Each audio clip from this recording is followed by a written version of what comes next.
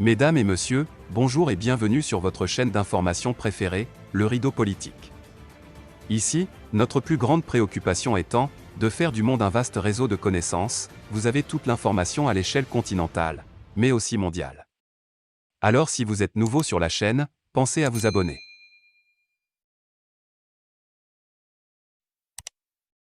Eh bien les amis, si vous êtes abonnés à la chaîne, on peut commencer. Faisons encore cet après-midi un petit tour du côté du Mali. En effet, tout le Sahel est dehors pour enfin accueillir les différents actes de bravoure posés par le président de la transition, le colonel Assimi Goïta.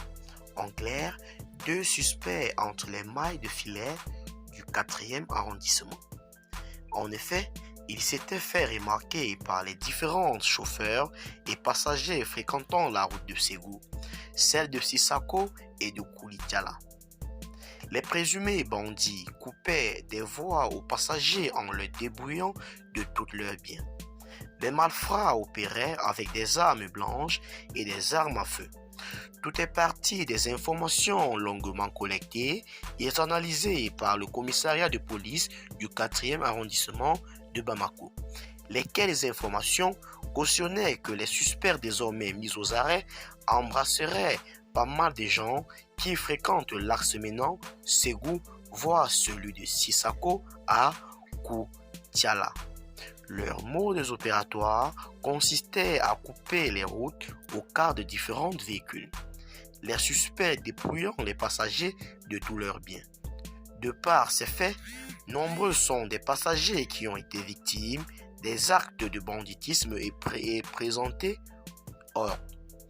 Pour alors mettre un terme à la pratique du commissariat Modibo Traoré alias Van s'est penché sur la problématique. Le premier responsable du commissariat du 4e arrondissement de Bamako a minutieusement exploré, peut-on le dire, les renseignements qui lui sont parvenus.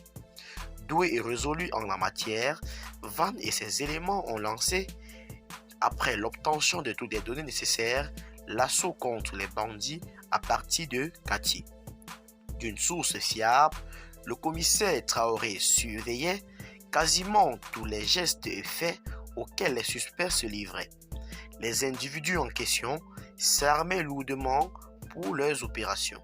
Suffisamment informé, Van s'est fait appuyer par les éléments du gouvernement antiterroriste, de la police auparavant appelée Fortsat. Il a alors élaboré une véritable stratégie de guerre puisque les individus à confronter circulèrent avec des armes.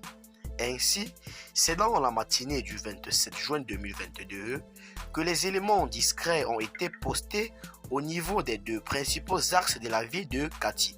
La question, pourquoi positionner les éléments à cet endroit, loin des lieux d'attaque des individus?